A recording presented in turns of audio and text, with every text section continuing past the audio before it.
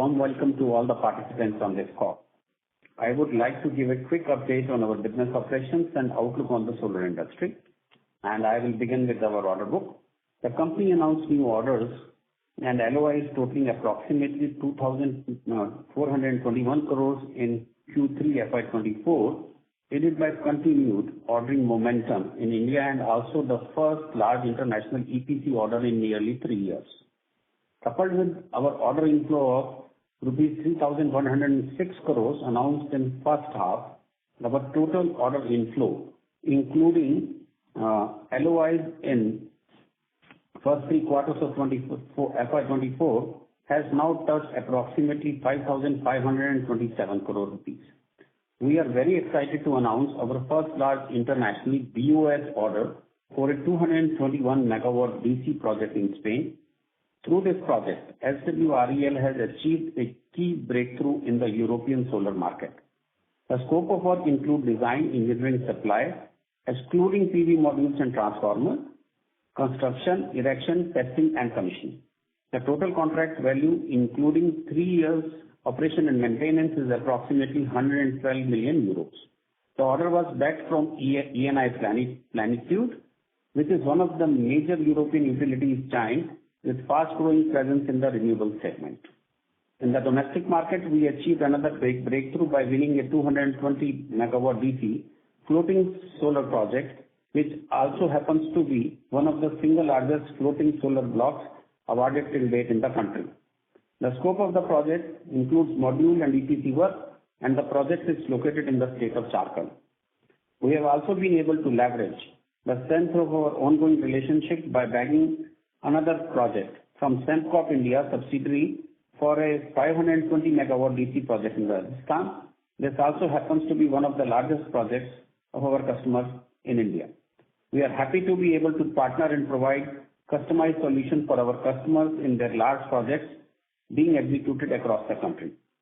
With these new orders, our unexecuted order book as on 31st December 2023 has increased to approximately 8,550 crore rupees, with nearly 97% of the order book comprising domestic EPC projects, which are executable over the next 12 to 18 months.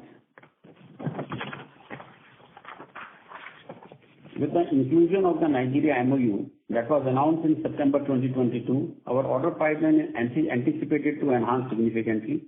We are working with various stakeholders to finalize the D&E EPC agreement for the project. In terms of outlook, our domestic order pipeline continues to grow very robustly, and we are expecting almost 40 gigawatt of bid pipeline to be bid out in the domestic market alone by FY25, with a major chunk anticipated to come from PSUs. The international market is beginning to gather a lot of steam, with the slew of projects being bid across geographies as developers look to tap into significantly lower module prices environment. In the Middle East alone, we are seeing several gigawatt scale projects taking shape across Saudi Arabia, UAE, Oman, etc., which should be bid out in next 12 months. We are hopeful of tapping into big opportunity of mega projects, subject to them matching our risk profile. In the international markets, while we have been adopting a more cautious approach with new orders, we are beginning to make headway with clients as the first order win in Europe shows. Our business development teams are working very hard and remain focused to deliver the strong growth trajectory we are targeting in this year. As stated in earlier calls, we reiterate that lumpiness in order inflow is to be expected with EPC company like ours, and timeline for achieving project closure could vary depending on a host of factors, including finalization of contractual terms, financial closure, etc. Now, moving to industry outlook, we have witnessed a significant decline in the price of module in last 12 months as per industry reports, with module price now falling to less than 13 cents per watt peak. With significant supply pressure due to emergence of new production capacities in China, industry analysts continue to anticipate module prices to remain depressed for some time. As stated in earlier calls this year, the time remains right for more projects to come up on stream, aided by lower LCOEs, which should translate into more work for EPC players like us. With a strong balance sheet that has been achieved this quarter, we remain well positioned and are hopeful of achieving our targets set out earlier this year. With this, I will ask Bahadur to take you through the consolidated financial highlights. Thank you very much. Thank you, Amit. I will start with an update on the key quarterly results. Revenue from operations for the quarter ended September was 583 crores. Revenue has improved significantly on a year-on-year basis, however, was lower sequentially due to the execution challenges we faced from tight working capital conditions seen during the course of the third quarter. The situation operationally has since improved, aided by three key factors. First, the QIP proceeds of approximately 1,500 crores in December. Second, the promoter indemnity inflows in end of November. And third, proceeds from settlement with a vendor, which was received in middle of December. The company has reported a consolidated gross margin of 11.2% in the third quarter FY24. Domestic EPC margins in the third quarter were approximately 9.5% and stand at about 10.5% for 9 months FY24. Our unexecuted order book continues to comprise approximately 87% of domestic EPC business. International EPC margins improved in third quarter FY24 primarily due to exchange gains. O&M segment margins were approximately 15% for this quarter due to certain one-off expenditures incurred post-monsoon. The company reported a second consecutive quarter of positive consolidated EBITDA in the third quarter FY24. PAT loss during the quarter was 62 crore. Now, coming to the balance sheet. As on December 31st, we had cash and cash equivalents of approximately 550 crores and our net debt stood at 27 crores and our net worth at 982 crore. In fact, if we exclude suppliers' credit of approximately 49 crores, then we had a positive net cash balance.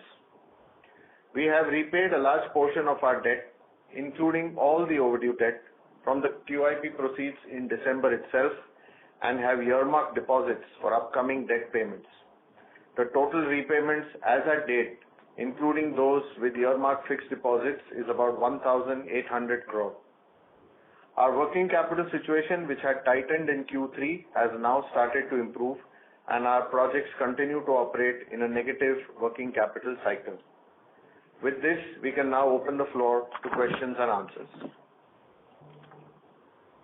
Thank you very much. We will now begin question and answer session.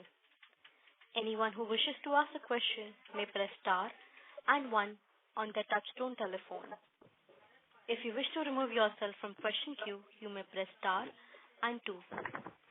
Participants are requested to use handsets while asking a question. We will wait for a moment while the question queue assembles.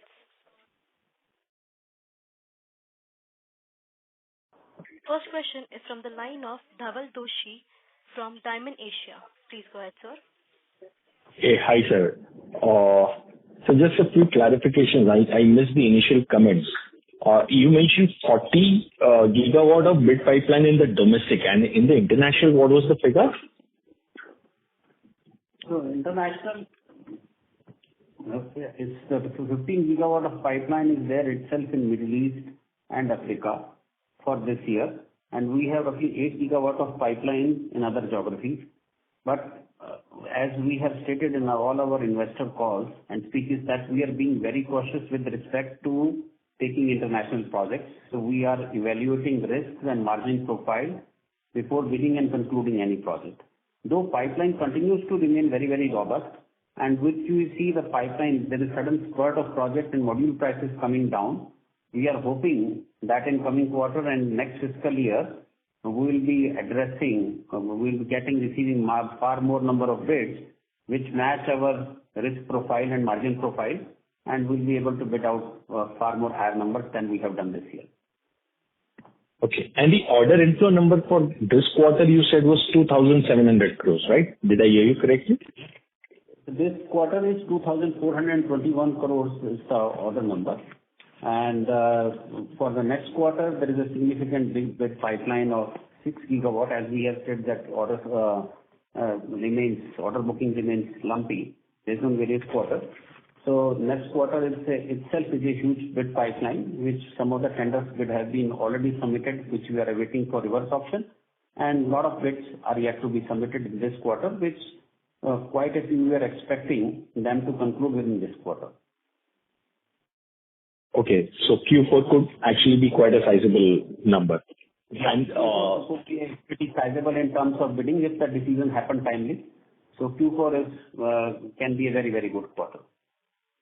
Okay. So in terms of the timelines for the Nigeria order, I'm assuming 6 gigawatt is excluding the Nigeria project. Yeah. So all the numbers are excluding Nigeria and Reliance projects. These are pure plays like all other our third-party clients, PSU and private IPPs. So with respect to Nigeria project, we are expecting it to get concluded soon. Discussions are at very high level, are still going on, and we expect to get it concluded soon. So do we expect something in this quarter itself, or you think this could further get delayed? We expect that to happen within this quarter. We expect that to happen, but we are again having the ministerial level discussion there. So we'll be able to update you after those discussions. So what are the timelines we are looking at? But we are expecting it to happen very soon. And what about Reliance, sir? When do you think the order inflows would start, and any? So land allocation is happening now. The land allocation approval happened. Now the land allocation process is taking place. As Reliance has stated, they have very ambitious plan, and we should see the rollout on ground in coming months. Okay. But this year, orders seems difficult. Probably Q1 is what? No, we are not saying that looks difficult, but I don't want to put a definite timeline there.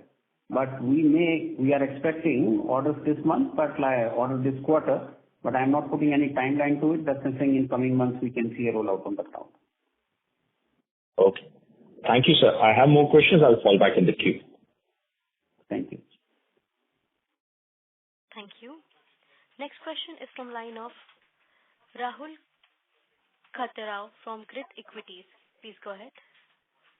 Yeah, hi. Hi, sir. This is Rahul Kothari. Can you help us understand more on individually on the sectors like wind, where loss of traction is appearing, and also into the hybrid and battery energy storage? How Sterling is looking into it? So we are, as you know, we are already working on hybrid projects involving batteries. So in various geographies, we are bidding for those projects, and in-house capability exists for standalone battery projects or battery projects coupled with solar. So we are like fully capable of delivering those projects. So that capability exists within the organization. Now, as we have stated in our earlier investor calls, we are actively considering, we are looking at the wind, what format we can participate in wind BOS projects. So still strategic discussions are going on how to address that particular segment of market, both with respect to EPC as well as O&M. Okay. And sir, what about green hydrogen? Green hydrogen, see, major projects are yet to take off the ground. Major action, whatever is happening is right now is electrolyzer manufacturing space. So whenever the substantial projects start hitting the market, so we'll address that accordingly. Okay. And sir, just one thing more regarding on the Australia front. Can we expect some tractions in the Australia since we are one of the largest player over there as well? Yes. So there we are like already received the letter for early works in one of the projects. So we are actively engaged with some of the clients, and we can expect traction with respect to standalone battery projects and the pure solar projects both in Australia and New Zealand markets. Okay. That's it. I'll come back in a few. Okay. Thank you. Thank you. Next question is from the line of Aegis Lakhani from Unifi Capital Private Limited. Please go ahead. Yeah, hi, team. Congratulations on the result. Two questions here. That point number one is in the new orders that you have taken, could you guide what is the gross margin range that you have taken in domestic orders? And for the unexecuted order book that you have, what is the gross margin range that we are thinking about? That's question one. So for the gross margins that we have taken in this quarter, it continues to fall within our domestic range of between 9 to 10%. In the case of the international project, this project is a slightly higher one. It is lower double digits. As far as our unexecuted order value is concerned, most of it being from the domestic front continues to remain in that same range which I have said earlier. Got it. Point number two is that now, since the bulk of our debt is either repaid or is in the process of getting repaid, will the reduction in interest costs be visible from the fourth quarter, or will the full effects be visible in the first quarter? So we had roughly 2,178 crores of debt as on September end. By end of December, we had paid out 1,600 crores out of that, and we had prepaid another 125 crores in January, which means that our debt is roughly 450 crores, of which 75 is protected by fixed deposits earmarked for that. So we have a net debt of about 377 crores, which is a substantial reduction as compared to the 2,178. Since all of this has already been accomplished by end December, early Jan, we will definitely be seeing the effects of a reduction of interest in this quarter. Perfect. Could you also talk about, the two, events of last quarter, which we had seen in your notes to accounts on the customer with which we had a surety bond assurance, and what is the situation on that? Because we could enforce that surety bond, but my understanding is it was delayed for some reason. So could you comment about that issue specifically? So, with that regard, litigation is already in process. To give you a brief, so both with that particular subcontractor where the surety bond was enforced, so already there are two separate legal matters going on, one against the subcontractor which defaulted, and second with the surety company. So both there was no delay from our end. It was the delay from the end of the surety company, the company which issued the bond, and we are in litigation with that. Some of the favorable decisions have come, and it is proceeding in the courts in USA. And there is an arbitration which is separately proceeding, for which the arbitration hearing will start in Q3 FY25. Okay. And the other matter was where, two customers had invoked bank guarantees. Yes. I mean, all issues. So that was our customer in USA. So it was the one customer for which we were executing two projects. And there also matter is proceeding in the local courts. One is in Washington and Oregon. So we have filed liens on the project and filed separate complaints in the local courts, and both the matters are under litigation. Okay, so basically any resolution from that will help in incremental cash flow to the company in FY25. Is that understanding correct? Absolutely, we have been cashed out on all those accounts. So any gain from those resolution of these issues will further add to cash flows of the company. Perfect. And just if you could speak, with regards to the O&M business and how that is scaling up, what was the one-off that took place in, because we understood that margins are 25-30%. So could you call out what was that one-off, and how do you see the O&M trends? The one-offs were essentially the high cost of cleaning, grass cutting, etc. post-monsoon, which always happens. Plus there were other CIEG and other one-off expenses which had to be incurred as part of the compliance, which went to depress the margin. If those one-offs were excluded, the margins would have been upwards of 20%. And that is the reason for this suppression in this particular quarter. Got it. And could you just call out how the India market is evolving today? If there is any qualitative aspect that you can call out of how the market is shaping up, what speed it is picking up, anything on that front?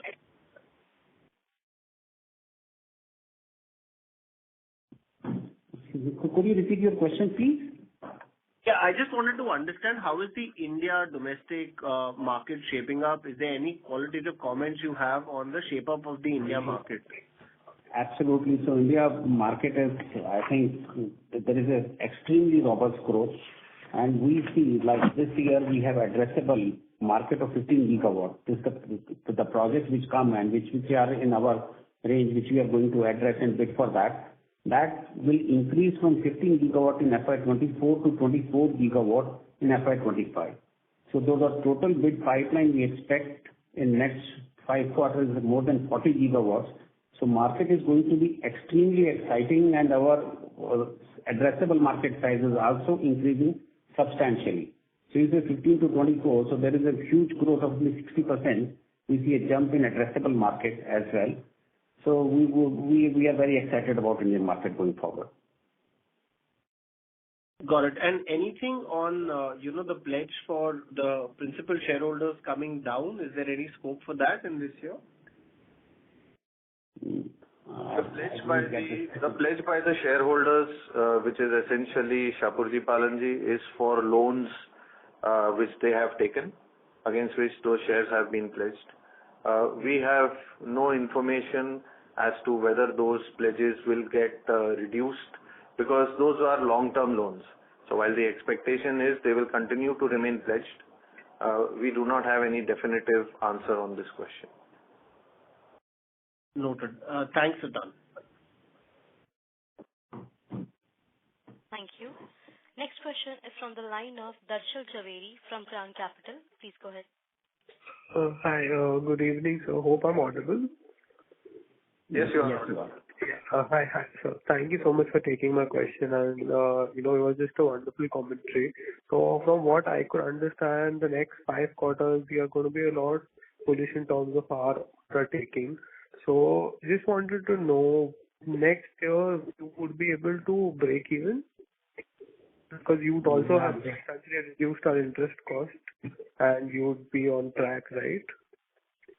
So I will start off by saying that things that are being planned right now, we do believe that this quarter itself will be a profitable one.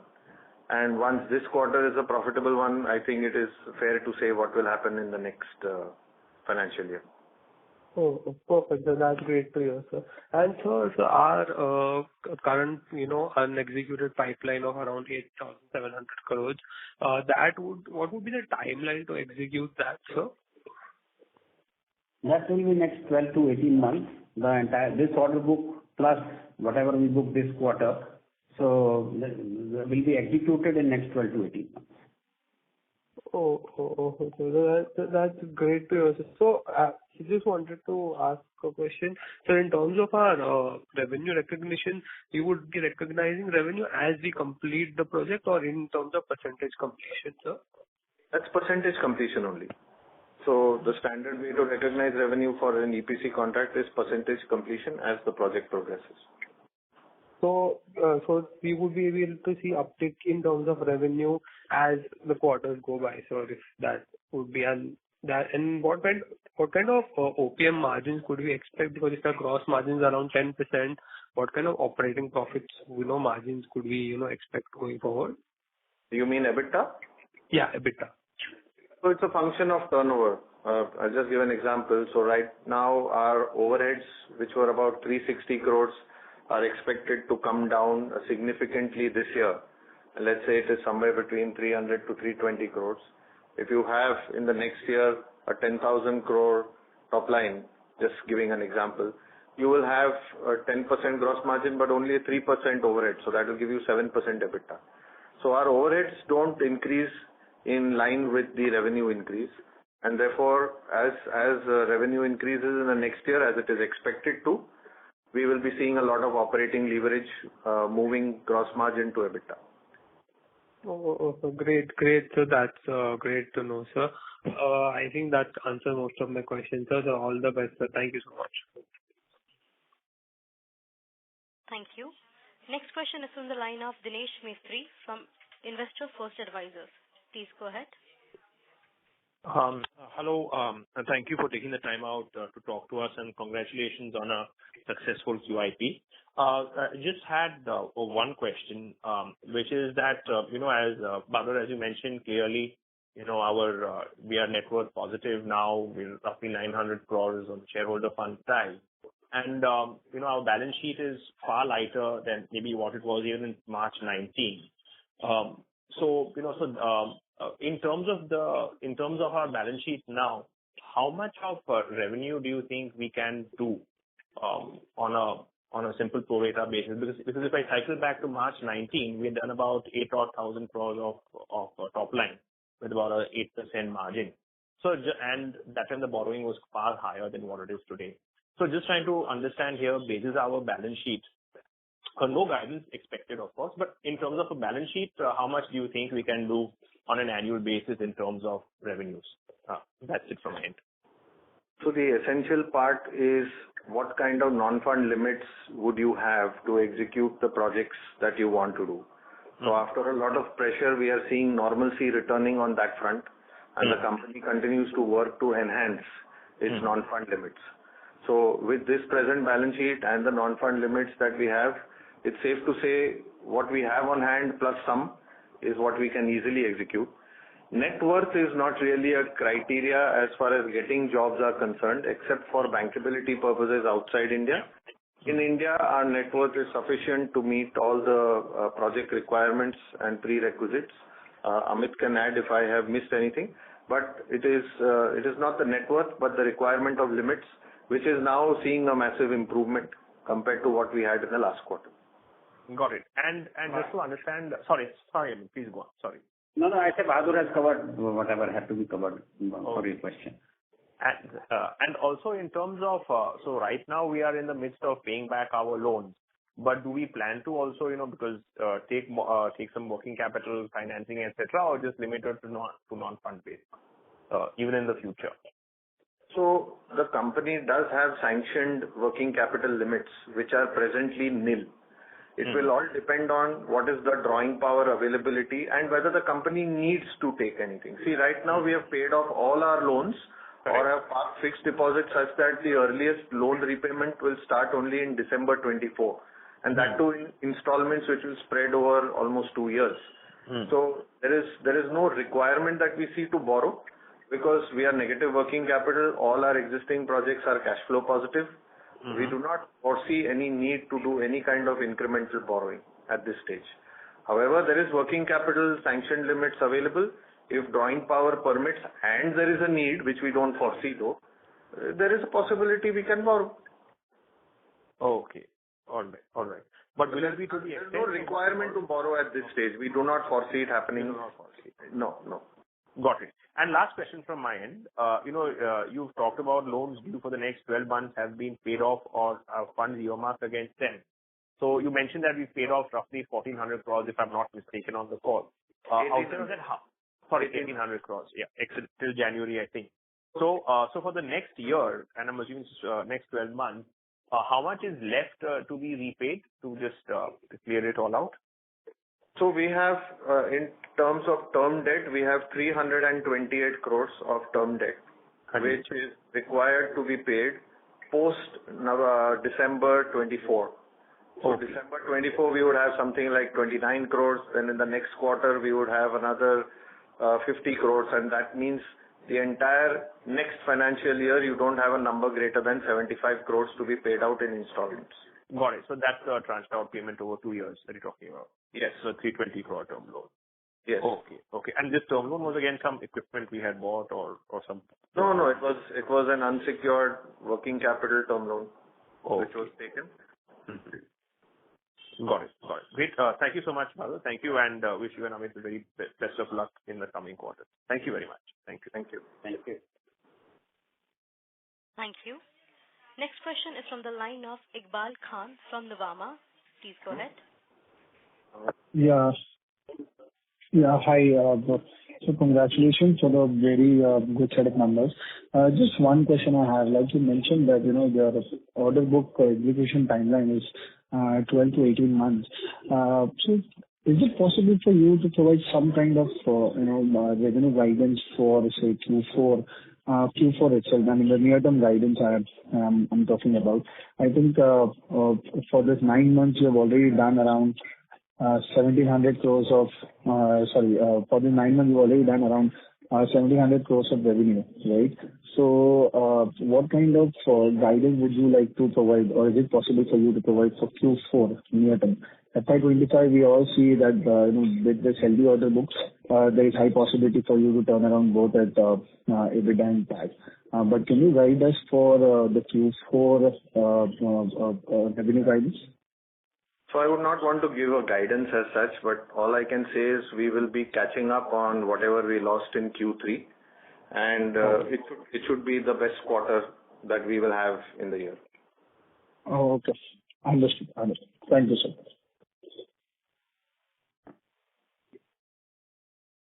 Thank you. The next question is from the line of Mr. VP Rajesh from Banyan Capital Advisors. Please go ahead. Hi. Thanks for the opportunity and congratulations on your successful PIP. Most of my questions have been answered, but just wanted to get clarification on a couple of things. So the true-up that you did in September 23 with the promoters in terms of indemnification proceeds, has all that money come in, or is something still outstanding? Everything has come in by the due date of it having to come in. Okay, wonderful. And I know in the past you have given some guidance about what you expect in September 24. So if you can just update on that front, that would be helpful.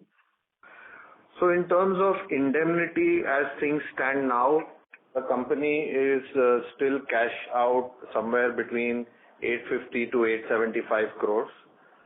Some of it might get crystallized in this coming September, and the balance maybe in the September thereafter. If I were to hazard a guess, I would say somewhere around 400, max 450 crores is something that could crystallize by this September. But this is a very preliminary statement from my side, but that's more or less what it would be. Got it. So if this number holds, Sorry to interrupt. then what I'm hearing is... Sorry, is it better now? No, can you come a little closer?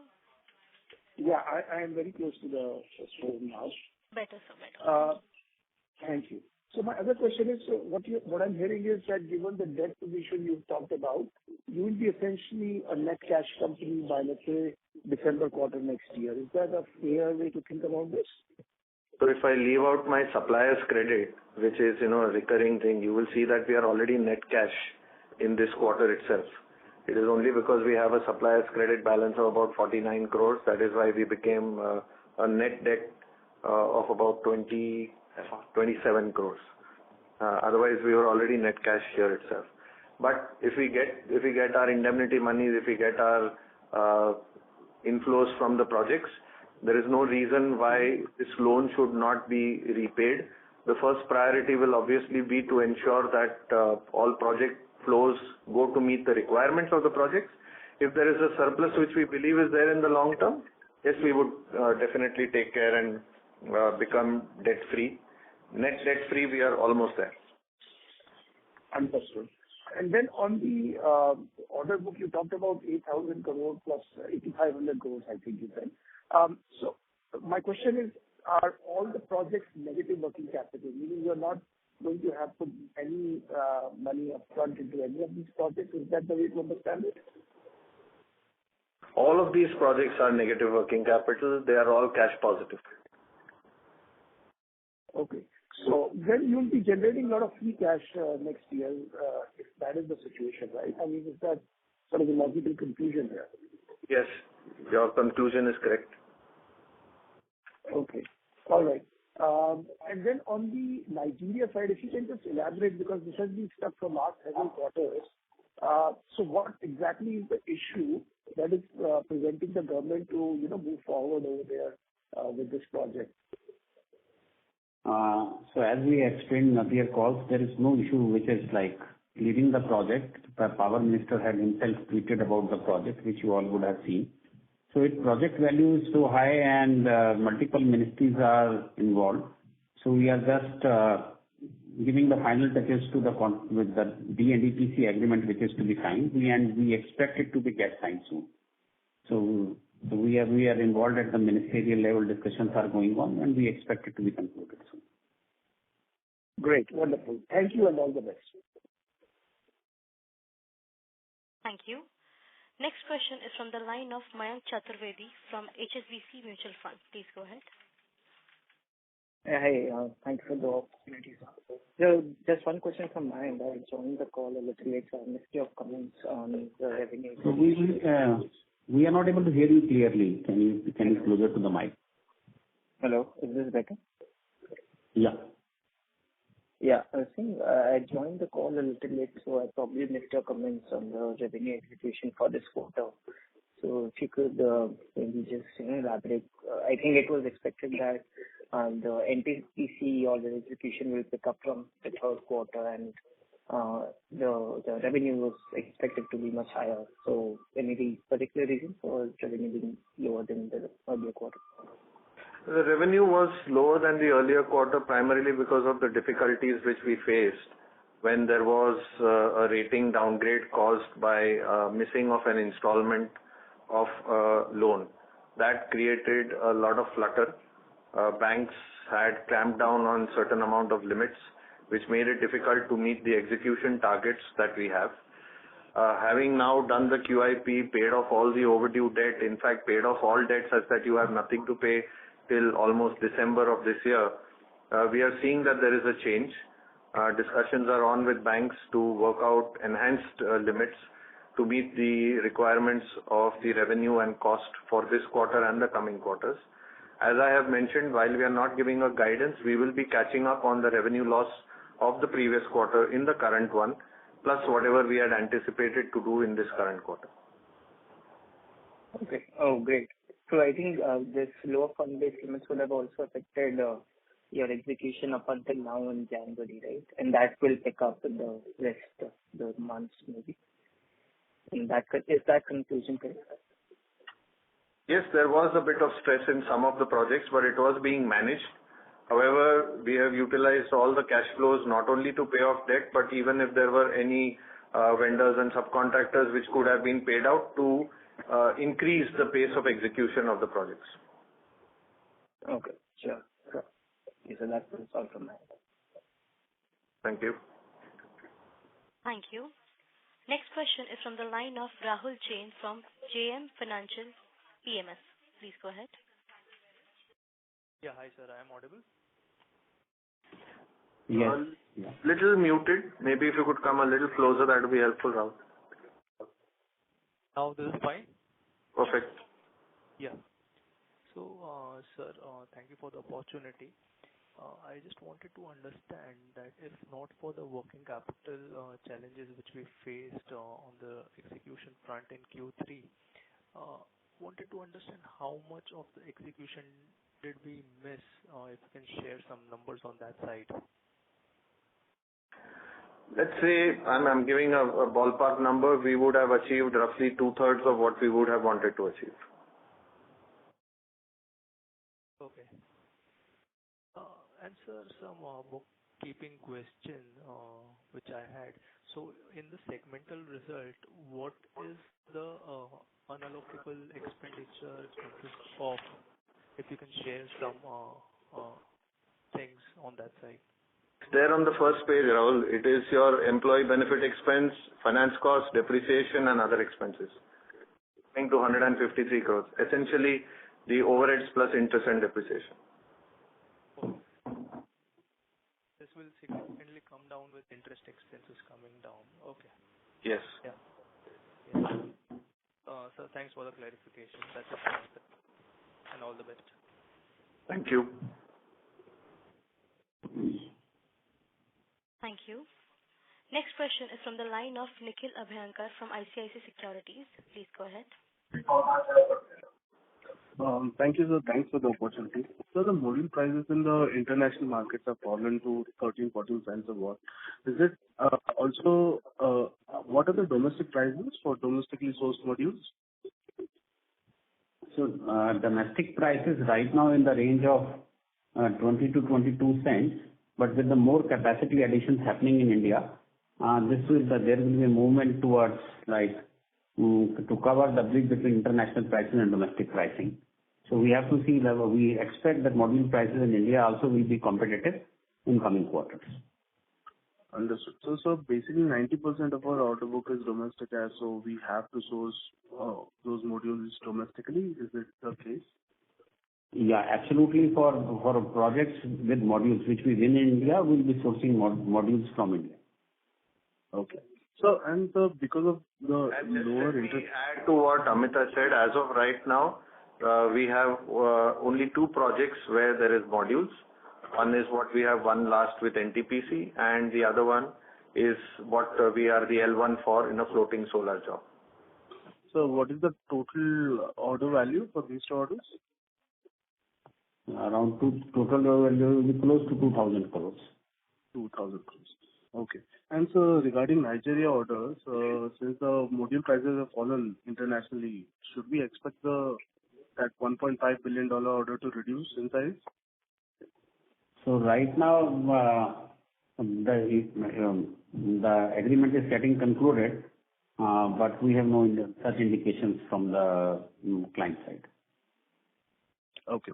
And just going back to your initial remarks, so you mentioned that Reliance is in the process of finalizing their RE plans. So can you just throw some light on that and quantify what kind of plans these are? And I will not like to indicate because Reliance plans are in public domain. We expect the rollout to start in coming months, but I will not like to specifically state anything on behalf of Reliance. And I will limit my statement to that. Okay. So any quantum of orders that we are expecting? The rollout is huge. Everybody is expecting the rollout. The plan is in public domain. The rollout is going to be huge. Investment plans are huge. So of course, the orders rollout or the orders which we'll receive will come in related to that. Okay. And just a final question. The other expenses have increased sequentially. So can we expect that purely because of QIP expenses? No, it's not because of QIP expenses. The other expenses were there in the region of between 25 to 30 crores. Sometimes there is a forex gain element in that. Sometimes there is a forex loss element in that. There were certain reversals which we had to do in the previous quarter, and hence it is not completely comparable with the 8.42 crores in the previous quarter.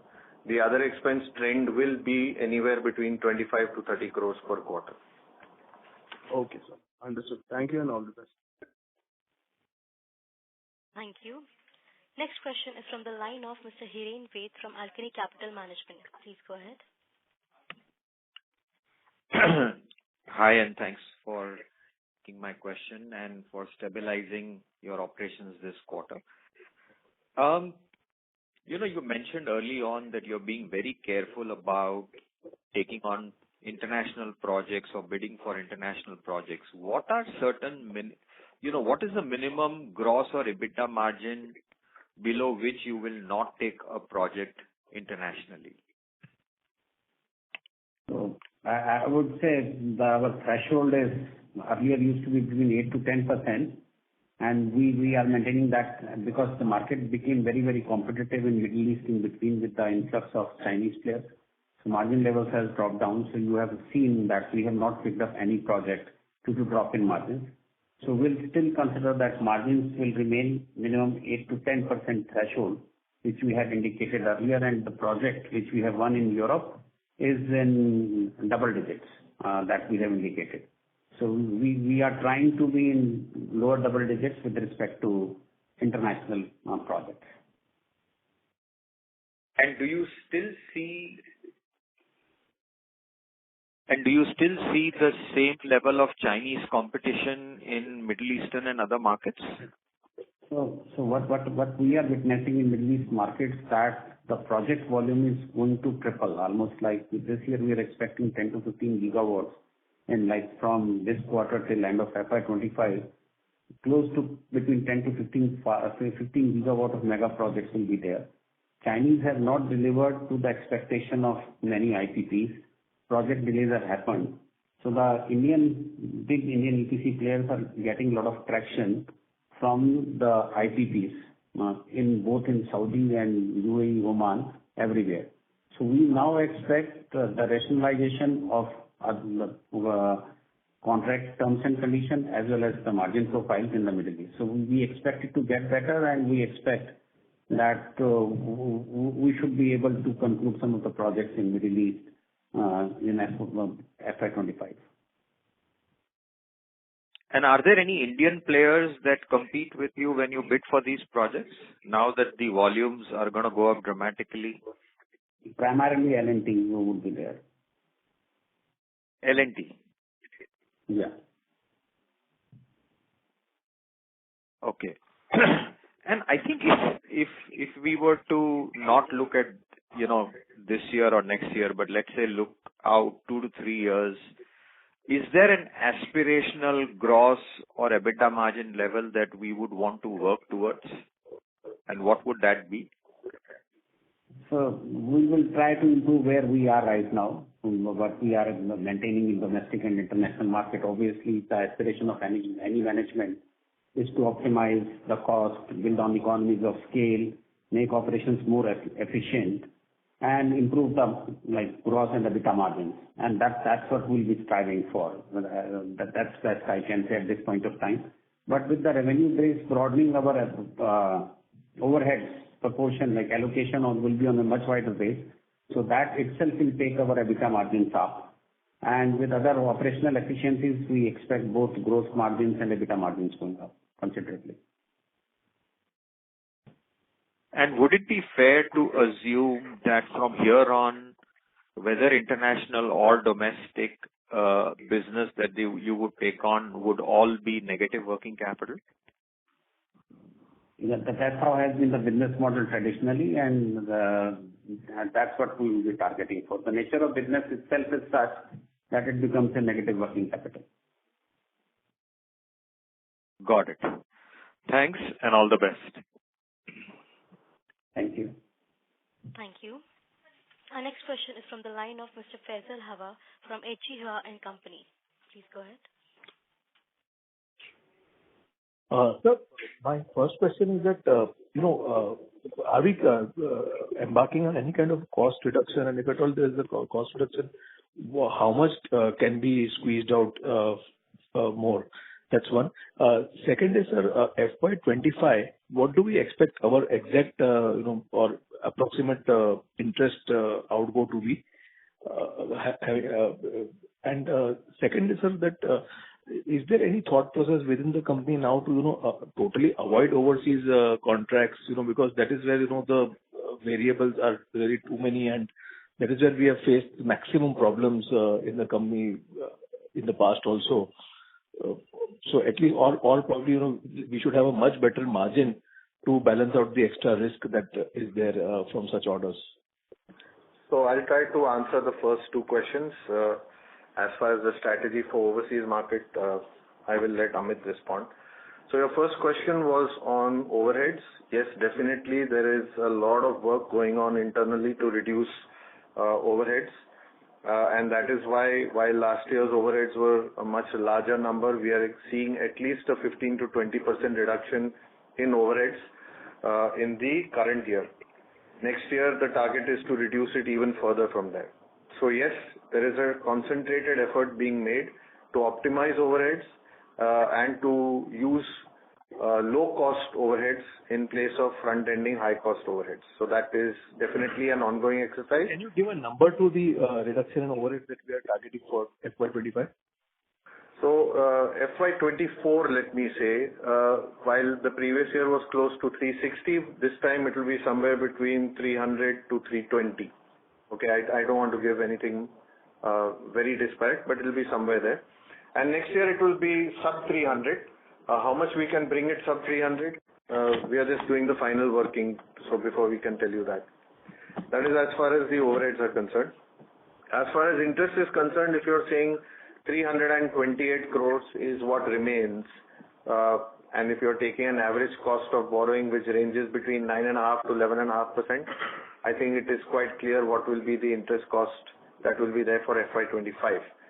If, however, we get our advances and we are very sure that they are not required for the project purposes, yes, we may deploy that towards reducing some of our overheads, or we may wait to receive some indemnity proceeds by November of this year and then reduce our loans. So we will see how most ideally that can be done. I hope I've answered your first two questions. Then I'll ask Amit to answer your third. Yes. Yeah. So, Mr. Hava, with respect to international markets, as we are repeatedly saying that international projects, whatever we are booking now, we are carefully examining what is the risk profile of the project, and we have a revised risk matrix, which has been developed with due deliberation along with the board and risk management committee. If the project fits or meets our risk requirement, or we are able to negotiate that, only then we are picking the project, and we are very careful about the margins also. But having said that, if you see that our majority of the order book is now comprising of the domestic orders, having said that, we cannot ignore international markets as well. So there is a lot of strength and the client relationship we have, and we have executed projects successfully and made money as well as international market. It's not that we have only lost money, but the problem set which was there specifically was due to multiple black swan events happening at that particular point of time when those particular orders were being executed. But now the world is in a different kind of a situation. Supply chain problems and all other execution problems which arose because of the corona don't exist anymore. Having said that, we are very, very careful, and we will capitalize on only very good opportunities which can strengthen our top line and bottom line, and we are very, very careful about that. But we will continue to be present in all our traditional markets which we have been addressing, but all the order booking will be done with a lot of caution. So actually, most smaller EPC companies in the solar space totally admit that they don't even have the ability to do more, 1 GW projects or more than that, and they say that except for Sterling Wilson and L&T, nobody has the ability also. So I mean, with such a kind of opportunity and so many orders all coming in at one time as a tailwind, because the government has also mandated their own PSUs to approve these orders. So, I mean, would it not absolutely make sense to, have lower overheads, lower risk, and do only domestic orders for the next 3 to 4 years? Because, I mean, this is definitely looking like, a huge tailwind which will come towards you. And, I mean, even we can see clearly that, you can actually pick and choose your orders. So I really don't see the without a better reward, why take a huge risk with overseas orders? So, Mr. Hava, you are saying it and we are actually implementing it. If you see, for last 3 years, we have not picked up even a single international order. And the focus has been on domestic market. So wherever the good opportunities which meet our objectives and company strategy, the strategy will be continuously evolved on that basis. So we cannot take a particular stand at a particular point of time. But as you said, right now the total focus is on domestic market, and we are going very, very slow on international markets. Only some of our marquee clients with very good project, minimum risk profile offers us project, and if we are able to pick up those opportunities, only then we are going for it. Otherwise, we are not booking international projects. So then this is the first project this quarter which we have booked, the first order in last 3 years. And we will be fully capitalizing on domestic markets. And we will also see how the project portfolio is to be balanced. If we are fully booked in India and have order book exceeds our expectations, then we might be focusing totally on Indian market. Who knows? So that's how it's an evolving strategy, and will be addressed as per the market conditions and in consultation with the board and other shareholders.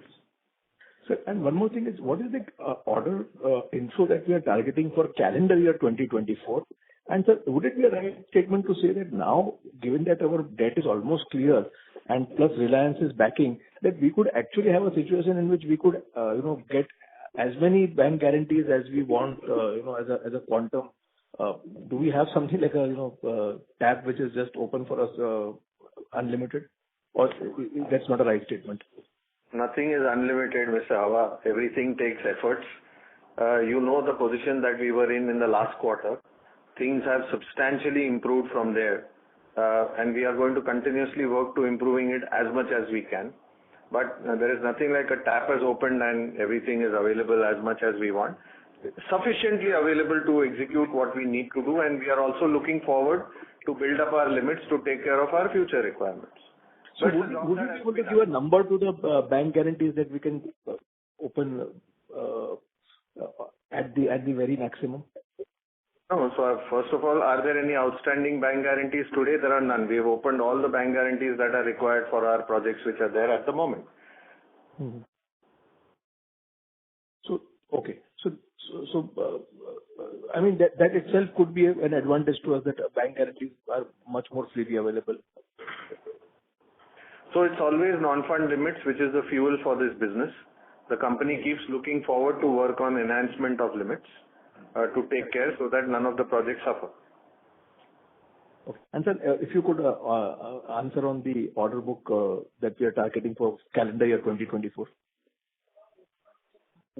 2024, as you have seen, we have already booked like 5,527 crores of order book. We have roughly 6 gigawatt of pipeline, which will be closed out in Q4. So we were pretty sure that, and it is a significant order book, which is to be addressed in Q4 with pipeline. So Q4 we are expecting maximum orders. Yeah, this we are expecting it to be quite an exciting quarter, but depends on how many contracts can close. 2 of the projects which have already been submitted, we are waiting for reverse auction with our client, and some of the bids, huge PSU tenders are to be submitted, and then we have to see how much we are able to close within this quarter. But certainly we are addressing, and then particularly bid pipeline from ICPs as well. So total bid pipeline we are addressing is 6 gigawatt, and we'll see how much we can close within this quarter. Thank you so much, sir. Really appreciate it. Thank you. Our next question is from the line of Mr. Kunal from DAM Capital. Please go ahead. Yeah, hi sir. Congratulations on a good set of numbers. So just a couple of clarifications. This 6 gigawatt that we are talking of in the domestic market. Now these are largely BOS or these are projects with modules as well, right? What is the sort of mix over here? So this is a mix with both. Most of the private IPP pipeline is purely a BOS, but in PSU tender it's a mix of both BOS and complete EPC including modules. Understood. And so just as a qualitative, this thing, a competitive intensity, especially with this, 300 megawatt plus orders, that would be limited to the 3 or 4 players as well, right? I mean, that's what the experience is anecdotally right now. You are right, absolutely correct. Within the order size exceeds, or the bid size exceeds 300 megawatt plus, the competitive intensity comes down, and there are very few players which are competing in that segment. Understood. And so just on one comment on this overhead reduction, so about 320 crores odd comment, for this year as a closing, and probably attempts to even optimize that. I'm just trying to understand, on one side we are sort of in the scale up mode, right? I mean, and I do understand the mix going towards more of domestic, less of international, and obviously the overheads over here are much lower. But looking at this sort of order book, I mean, I'm just trying to understand what's on this 320 crores of overhead. What revenue execution can we do just from a bandwidth perspective? So I'll give you a comparative. When we did 8,250 crores, our overheads were 220 crores.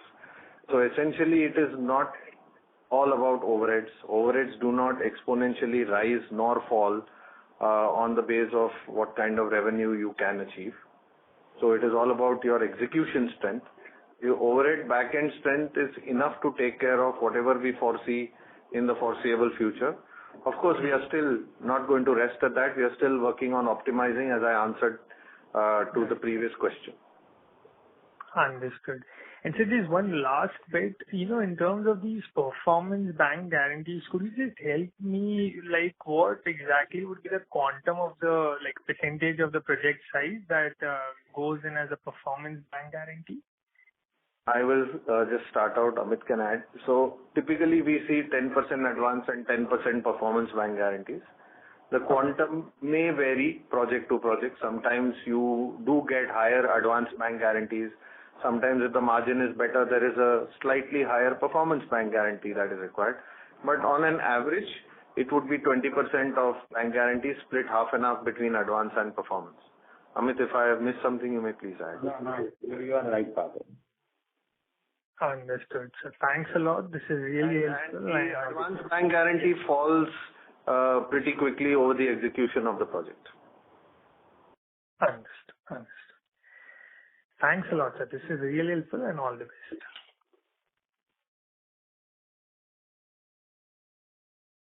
Thank you. Ladies and gentlemen, that was the last question of the day. With that, we conclude today's conference call. On behalf of Sterling and Wilson Renewable Energy Limited, that concludes this conference. We thank you for joining us,